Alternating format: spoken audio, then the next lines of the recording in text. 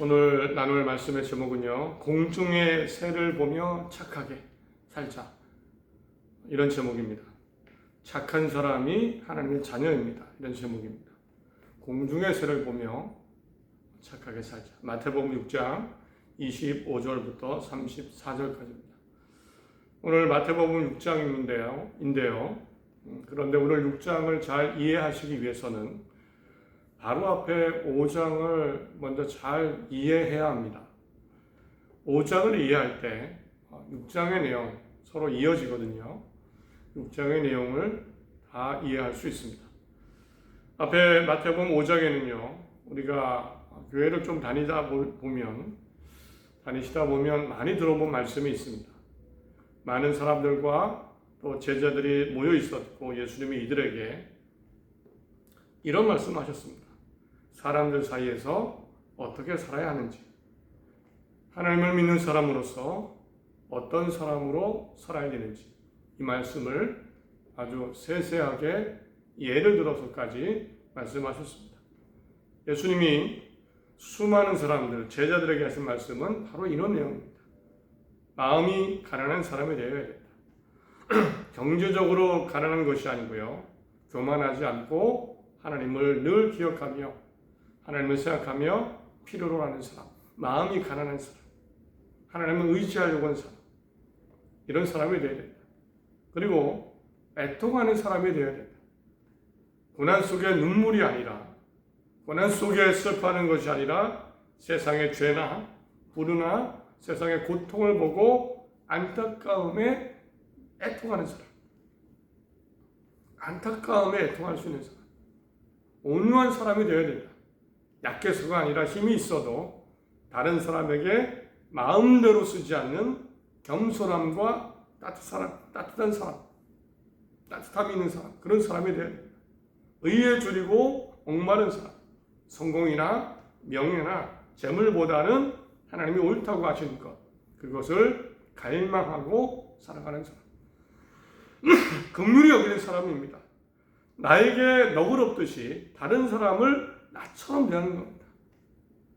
나를 안타까워하고 불쌍히 여기면 마찬가지로 동시에 똑같이 다른 사람에게도 불쌍히 너그럽게 대하는 사람, 마음이 청결한 사람입니다. 거칠어가 아니라 마음속에 다른 사람에 대해서 옳고 바르고 좋은 생각을 가지고 있는 사람, 화평케 하는 사람입니다. 평화가 적성에 맞아서가 아니라, 조용한 것이 적성에 맞아서가 아니라 하나님을 생각하며 평화와 화해를 하며 사는 사람, 의를 위하여 핍박받는 사람, 착하고 바르게 옳은 일을 옳은 모습으로 살다가 고난을 당해도 이것을 감당하는 사람. 예수님은 이런 사람, 마음이 가난한 사람, 애통한 사람, 온유한 사람, 의에 줄이고 목마른 사람, 긍휼히 여기는 사람, 마음이 청결한 사람, 화평케 하는 사람, 의를 위하여 핍박받는 사람, 이런 사람에게 복이 있다고 하시면서 이런 사람이 되라고 하셨습니다. 그리고 강조하신 것은요, 예수님은 이런 삶을 선택이 아니라 필수라고, 반드시 해야 된다, 필수라고 하셨습니다. 예를 들어 주시는데, 소금이 짠맛을 내는 것 같기 때문에, 소금이 짠맛을 내기 때문에 사용되듯이 이런 모습은 소금의 짠맛과 같기 때문입니다. 우리가 소금이라면 짠맛이 있는데, 우리가 하나님의 사람이라면 그 짠맛은 바로 이렇게 사는 거다. 애통하고 온유하고 의에 줄이고 목마르고 긍휼히 여기고 마음이 청결하고 화평하게 하는 사람. 너희는 세상의 소금이니 소금이 만일 그 맛을 잃으면 무엇으로 짜게 하냐. 소금은 짭니다. 짠 것이 소금의 특징이죠. 필수입니다. 이처럼 이런 모습이 우리에게도 필수적인 거다. 또 등불의 빛이라고 하셨습니다. 등불을 숨겨두지 않고 등잔대 위에 두는 것은 어둠을 밝히는 빛이 있기 때문이죠. 이렇게 애통하고 온유하고 긍휼하고 마음이 청결하고 화평케 하고 이렇게 사는 것은 사실은 등불의 빛과 같습니다. 빛과 같습니다. 14절에 너희는 세상의 빛이라 산 위에 있는 동네가 숨겨지지 못할 것이다. 사람의 등불을 켜서 말 아래 두지 아니하고 등경 위에 두나니 이러므로 집안 모든 사람에게 비치느니라. 우리가 등불이라면 이렇게 사는 것은 빛과 같습니다. 등불은 반드시 빛이 있어야 되죠. 그래야 등불입니다. 이런 모습이 필수적인 것. 반드시 이래야 됩니다. 또한 이런 삶을 필수적이라고 하신 이유는 바로 하나님의 변치 않는 말씀, 율법, 명령 때문입니다. 17절, 18절에 내가 율법이나 선지자를 폐하러 온 줄로 생각하지 말라. 폐하러 온 것이 아니요 완전케 하려 합니다. 완전하게 하는 것 같다. 진실로 너희에게 이르노니 천지가 없어지기 전에는 율법의 1.1핵도 결코 없어지지 아니하고 다 이루리라. 예수님은 이렇게 살아야 되는 이유, 애통하고 온유하고 긍휼하고 마음이 청결하고 화평케 하고 핍박을 받아도 의를 가해 핍박을 받아 감당하는 삶, 이렇게 살아야 되는 이유가 하나님의 말씀 때문이라는 것, 말씀에 있기 때문에. 예수님은 십계명의 내용과 십계명의 내용과 여러 말씀들을 예로 드십니다. 율법에 살인하지 말라고 했다. 6번째 계명입니다. 그러나 살인 정도가 아니라 사실은 완전해야 되기 때문에 형제 자매에게 화내지 말고 얼간이라고 욕도 하지 말고 바보라고 말하지도 말고 그러면 지옥불에 들어간다. 철저하게 온유하고 청결하고 화평한 마음. 너 간음하지 말라고 했지만 타인을 보고 음행하면 그것도 간음이다. 십계명 7계명입니다. 또 하늘로도 땅으로도 함부로 맹세하지 말라. 십계명 9계명 이웃에게 거짓 증거하지 말라. 이런 내용이겠죠. 얘는 얘 아니면 아니요라고 정확하게 얘기하라. 더 완전하게 하셨습니다. 하나님의 말씀, 율법을. 눈은 눈으로 이는 이로 갚으라고 했는데 그러나 원수에게라도 맞서지 마라. 레위기 19장 19절에 원수를 갚지 말며 동포를 원망하지 말며 내 이웃을 사랑하기를 내 자신과 같이 사랑하라. 오른밤을 때리면 맨밤도 될 수 있고 속옷을 빼앗으려고 하면 겉옷까지 주고 억지로 나선 일을 오리를 가져고 하면 십리를 가지고 달라는 사람에게 주고 원수까지도 사랑하고 박해하는 자를 위해 기도하는 것. 하나님의 율법이기 때문에 온유하고 늘 하나님을 의지하고 의에 줄이고 목마르고 긍휼히 여기고 마음이 청결하고 화평하게 하는 사람. 이유는 소금이기 때문에, 소금의 짠맛이기 때문에 이것이. 우리는 등불이고 등불에 이것이 빛이기 때문에. 그리고 하나님의 말씀에 나와 있고 말씀은 편치 않기 때문에. 그리고 마지막으로 이것이 필수인 이유는 우리가 하나님을 닮은 자녀이기 때문에라고 말씀하십니다. 48절 그러므로 하늘에 계신 너희 아버지의 온전하신 것 같이 너희도 온전하라. 아버지 하나님이 선하고 이렇게 온전하시죠. 너희도 온전해라. 하나님의 자녀라면, 아들이라면. 하나님은 사랑이신데 여러분도 사랑이셔야 됩니다. 사랑이어야 됩니다. 우리가 하나님의 자녀라면 당연히 이렇게 살아야 된다. 그러면 이렇게 살면 이때 자연스럽게 진정으로 하나님 아버지의 자녀가 될 거다. 이같이 한즉 하늘에 계신 너희 아버지의 아들이 되리니 그리고 이런 자녀에게 주시는 하나님의 상이 있을 것이다. 너희가 너희를 사랑하는 자를 사랑하면 무슨 상이 있으리요? 이렇게 살아가면 하나님이 특별한 상을 주실 것이다. 예수님은 이렇게 온전한 빛, 소금, 하나님의 변치 않는 율법, 또 우리가 하나님의 자녀이기 때문에 이렇게 살 것을 말씀하셨습니다. 예수님이 여러 가지 말씀하셨죠. 온유하고 화평하고 애통하고 의에 줄이고 목마르고 여러 가지 말씀하셨는데 이 말씀의 주제가 뭘까? 과연 어떻게 살라는 것인가? 이것을 한 단어로 표현하는 구절이 있습니다. 바로 5장 16절입니다. 이같이 너희 빛이 사람 앞에 비치게 하여 그들로 너희 착한 행실을 보고 하늘에 계신 너희 아버지께 영광을 돌리게 하라. 결국 예수님은요, 착한 사람이 데려가신 겁니다. 착한 행실, 착한 삶을 살아야 됩니다. 예수님은 정의로운 사람 되라고 하지 않으셨습니다. 어느 정도 괜찮은 사람도 아니고요. 예수님이 분명히 목표로 삼으신 것은 하나님이 완전하신 것처럼, 완전히 선하신 것처럼 우리도 하나님을 닮아서 100%, 비록 100%는 못돼도 이런 100%의 선함과 착함을 위해 살아야 된다. 이 말씀을 하신 겁니다. 정의가 아니고요. 어떤 옳고 그런 이 정도 이것이 아니고 착한 사람. 더 깊이는 사랑이 있는 사람. 하나님처럼 이런 삶을 말씀하셨습니다. 그거 기억하시기 바랍니다. 우리가 살아야 되는 삶은 착한 삶입니다. 다른 사람이 착하다, 착하다 이런 말을 나에게 해주어야 됩니다. 예수님이 정확히 말씀하신 거, 뭐 상징도 아니고요. 이 착한 행실로 하나님께 영광까지 될 정도로 이런 삶을 살라고 그 수많은 사람들, 제자들 또 우리에게 메시지로 남겨주신 겁니다. 무엇을 하더라도 어디에서도 착한 사람, 반드시 착한 사람으로 살아야 된다. 이거 꼭 기억하시고 이렇게 사시기를 바랍니다. 그런데 이렇게 사는 것이 어렵다는 생각이 들죠. 쉽지 않다. 예수님도 아셨습니다. 그리고 실제로 주목할 것은요. 어쩌면 예수님의 말씀을 듣는 사람들은 정말 이렇게 살기가 힘든 사람이었습니다. 어려운 사람이었습니다.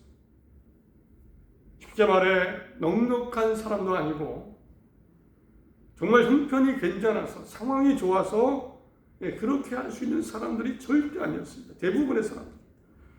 마태복음 4장을 보면 5장과 6장에서 이 말씀하셨는데 4장을 보면 이런 말씀이 있습니다. 4장 마지막 절쯤에 24절, 25절쯤에 과연 이 말씀을 듣는 사람이 어떤 사람인가 이런 내용이 있습니다. 그의 소문이 온 수리아에 퍼진지라 사람들이 모든 앓는 자, 곧 각종 병에 걸려서 고통당하는 자, 귀신 들린 자, 간질하는 자, 중풍병자들을 데리고 오니 그들을 고치시더라.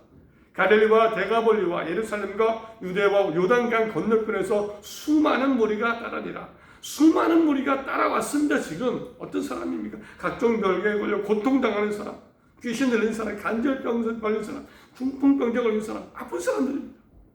형편이 어려운 사람들, 그의 가족들, 지인들. 이외에도 정말 힘든 사람들이 예수님을 듣고 위로와 어떤 것을 얻기 위해서 찾아온 겁니다. 보면 진짜로 오늘 뭐 먹어야 되나 이런 사람들이 왔습니다. 오늘 뭐 먹지? 내일은 또 뭐 먹어야 되나? 내가 어디에서 잠을 자야 되나? 어떤 옷을 입어야 되나? 그래서 오늘 본문 25절 이후에도 보면 6장입니다. 염려라는 단어가 6번이나 나옵니다. 다른 성경에는 걱정으로 나오죠. 걱정, 염려가 6번이나 나옵니다. 이 사람들 삶에 대해서 내일 뭐 먹어야 되나 걱정과 염려해야 되는 사람들이 모였습니다. 그러니 당연히 뭐가 더 크게 보입니까? 하나님만큼이나 더 주인 같은 내 삶에 정말 내 삶을 위해서 필요한 것 같은 이게 뭘까요? 당연히 그것은 재물입니다. 24절 한 사람의 두 주인을 섬기지 못할 것이고 그 사람들의 마음속에는 이미 있습니다. 돈에 대한 재물은 모든 성공이나 이런 걸 상징하죠. 혹 이를 미워하고 저를 사랑하거나 혹 이를 중히 여기고 저를 경히 여깁니다. 너희가 하나님과 재물을 겸하여 섬기지 못할 것이다. 재물이 이렇게 큰 영향력을 갖는 이유는 앞에서 말씀드린 대로 내 목숨을 위해서 먹을 것, 마실 것, 입을 것을 챙겨주기 때문에 그것을 위해서 25절 그러므로 내가 너에게 이르노니 목숨을 위하여 무엇을 먹을까 무엇을 마실까 몸을 위하여 무엇을 입을까 이 사람들 넉넉하지 않은 사람이라고 말씀드렸죠. 형편이 어려운 사람들. 그래서 재물이 더 크게 보이고 이 재물이 있어야 내일 먹을 수 있고 오늘 먹을 수 있고 입을 수 있고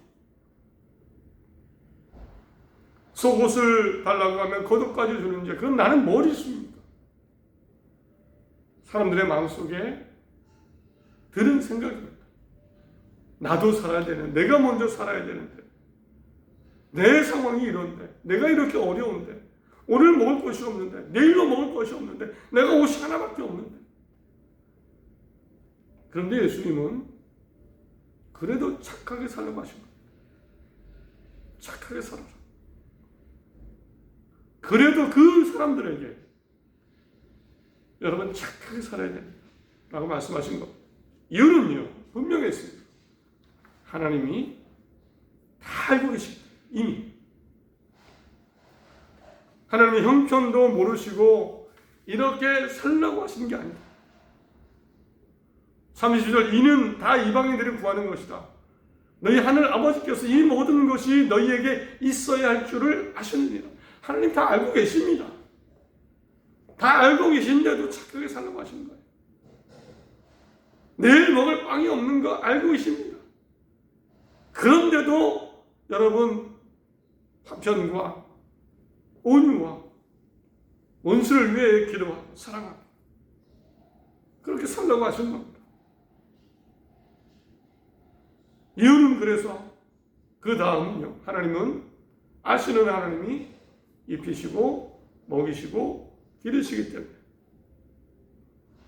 입히시고 먹이시고 기르시기 때문에 걱정하지 말고 착한 사람으로 사십시오.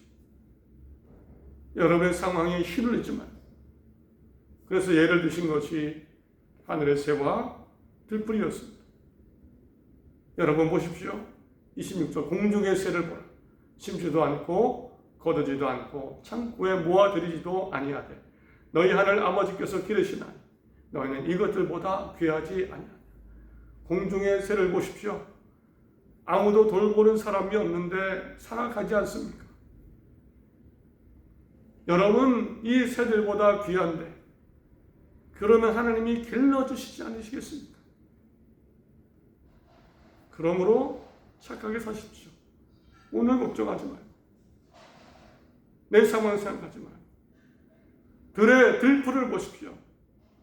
여러분도 아무렇지도 않게 들풀을 뜯어다가 아궁이에 넣어서 태우지 않습니까? 그런데 이것도 하나님이 기르시는데 여러분은 이 들풀보다 귀하지 않습니까?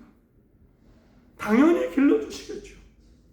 그러므로 내 상황 생각하지 마시고 나만 생각하지 마시고 나는 안 되라고 하지 마시고 하나님의 도우심을 기억하며 착하게 사십시오. 믿음이 왜 작습니까? 너희 읽어보냐? 믿음이 작은 자들. 하나님이 이미 아버지이신데 왜 그렇게 못 산다고 안 된다고 믿음이 작아지십니까? 이 말씀을 하셨습니다. 예수님은 형편을 모르신 게 아닙니다. 구약 성경에 이스라엘 민족 수백만 명이 40년 동안 메마른 광야를 떠돌며 살았던 적이 있습니다. 하나님을 제대로 의지하고 하나님을 신뢰하지 못해서 가나안 땅 입구에서 그 땅을 얻지 못하고 40년의 광야 생활을 시작하게 된 겁니다. 불신앙 때문에. 그리고 이제 40년이 다 지나고 다시 가나안 땅으로 들어가는 시점입니다. 하나님이 다시 이들에게 나를 믿고 바르게 살아라 라고 하시면서 한 가지 예를 들어주셨습니다. 이런 말씀하셨습니다. 신명기 29장 5절 6절입니다. 공동 번역으로 읽어드립니다. 그래서 나는 40년 동안이나 광야에서 너희를 이끌고 다녀야 했다. 그러나 너희가 걸친 옷이 헤어지지 않았고 발에 신은 신발은 닳아지지 않았다. 옷이 헤어지지 않고 신발이 닳지 않았다. 40년 동안 이런 겁니다. 너희는 남이 먹는 양식을 먹지 못하고 포도주나 술을 마시지도 않고도 살 수 있었다. 그렇게 한 것은 하나님께서 너희 하나님이신 줄을 깨우쳐 주려는 것이었다. 40년 동안입니다. 하나님 아셨습니다. 50km 가십니다. 그런 분입니다. 신발이 있어야 돼. 신발이 낡아지면 뜨거운 태양 아래 모래 위를 어떻게 걸어갑니까? 신발이 있어야 돼. 하나님이 택하신 것은, 역사하신 것은 달아 없어지지 않는 겁니다. 어디서 신발 구합니까? 어디서 옷을 구합니까? 하나님의 방법은 닳지 않는 것, 헤어지지 않는 것. 하나님이 정말 실제로 입히시고 살게 하셨습니다. 만나도 주시고 매출하기도 주시고. 그러므로 염려하고 걱정하지 말고 내 상황 때문에 겁내지 말고 용기 있게 착한 사람으로 살아라.